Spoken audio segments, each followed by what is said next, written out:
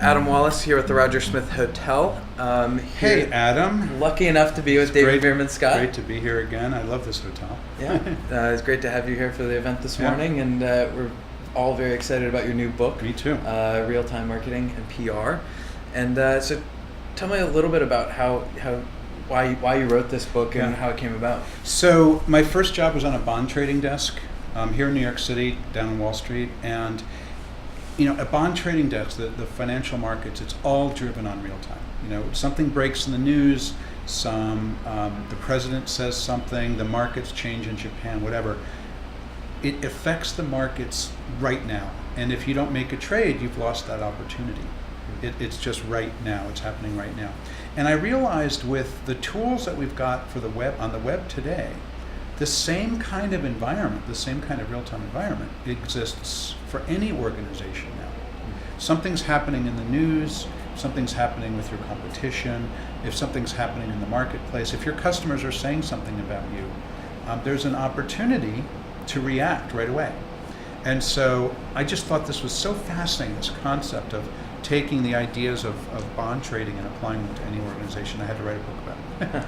That's amazing. So how much has this changed recently? I mean, is this a real-time concept new, or are you looking at stuff in the last couple of years, or is this something that's always existed and is just sort of coming to reality now? I think that the opportunity to take advantage of these things has been around for a decade, but I don't think people have really been thinking about it as truly that it requires communicating right now.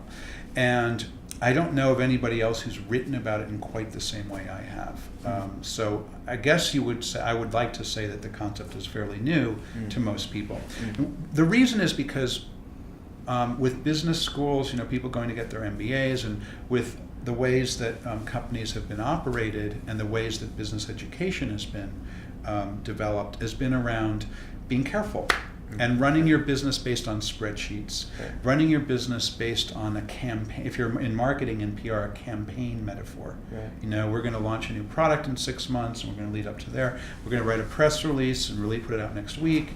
And everything's around planning for the future and doing something in the future. I'm not saying that's wrong or that's going away, but that background that people have mean that they forget about what's happening right now today. That's interesting. And so I just wanted to be able to highlight that, hey, you're missing something if you're not thinking about what's going on right now today. So does it have, beyond being on Twitter and being active and seeing what's happening, is it a bigger sort of organizational shift? For a big company, how do you deal with this idea of real time? How do they transition into this world? do think it's a big issue. It requires monitoring Twitter, monitoring blogs, monitoring the news, and being able to react to them quickly. But a lot of it's really just a mindset. The mindset that you can react quickly. And I think what most organizations need to do is develop some kind of policy that allows people to be able to communicate right away. IBM has done that, for example. It's called their Social Computing Guidelines. The U.S. Air Force has done that as well. Surprisingly, because they're charged with our national security, so the fact that they're doing this is kind of cool. And so it requires getting the guidelines in place that will permit you or me or anybody who works in a company to be able to engage under certain guidelines without having to run every single issue up the flagpole. Hey, we trust you to be able to comment on somebody's blog when you need to. We trust you to be able to create your own blog post or to react on Twitter, whatever it is, when the requirement is there. Get that approval ahead of time through the lawyers and the CEO, wherever else you have to get approval from. And then when something happens, you can react. Because the challenge is, it almost always happens at night, on a weekend, on a holiday, and you can't get to the legal team or the PR team on Thanksgiving Day. But maybe you have to react on Thanksgiving Day. How much of this is opportunity and marketing based versus sort of damage control based in terms of your confidence? I think it's 98%, 2%. It's almost all opportunity based. So many people know about crisis communications from the disaster issue, BP oil spill kind of thing. Yes, that's important, critically important. But the opportunity is where very, very few people are engaging. Right. For example, Paris Hilton is arrested for cocaine possession in Las Vegas. Right. The Wynn Hotel bans her. The reason they ban her is to get the publicity.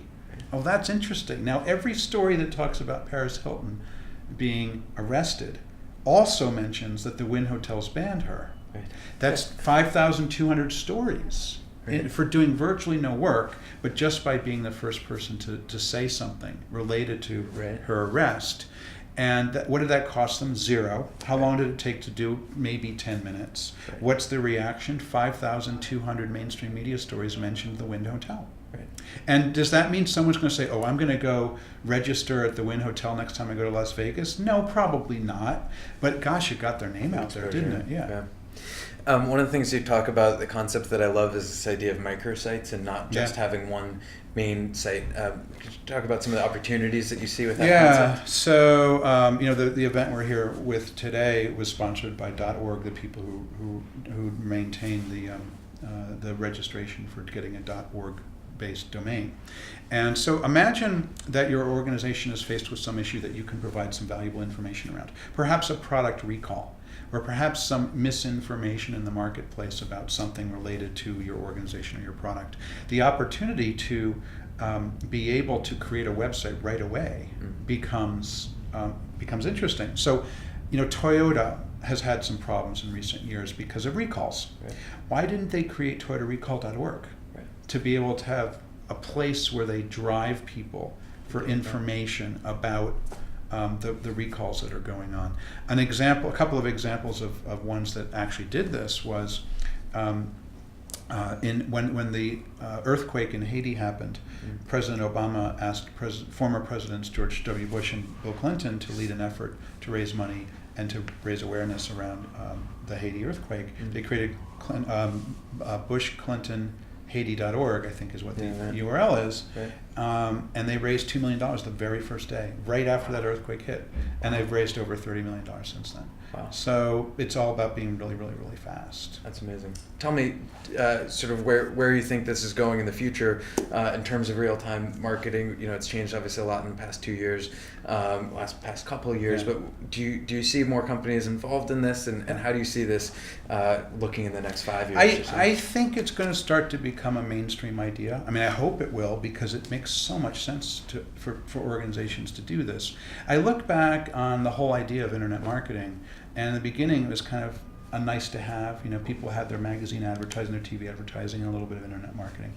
Now I see that this is becoming mainstream, and I think the same thing's going to happen with the concept of engaging right away, right now, today. And I look for examples all the time, and Roger Smith Hotel is an example. You do some cool stuff. You're on Twitter, you're providing ways for people to engage with you. You're doing this right now. Right. I mean, here I am, and you're grabbing an interview with me. There is no other hotel on the planet, and I've stayed at probably 300 hotels in the last decade, who would ever dream of doing something like this with me. So, but you're going to have some competition soon. There will be other organizations who will figure out, oh, maybe there's opportunities in figuring out what we're going to do to engage quickly now in real time. But for now, most people who do it are the leaders in their industry in that area, like you guys are in your industry. Right.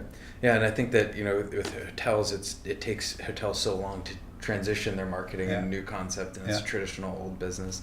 But it is there's so much opportunity there to be engaging with customers and talking with people and bringing people in. I think in most industries that's true. Yeah. Hey, thanks a lot. Great. Thank you so much. Thanks. David Meerman Scott and Adam Wallace here at the Roger Smith.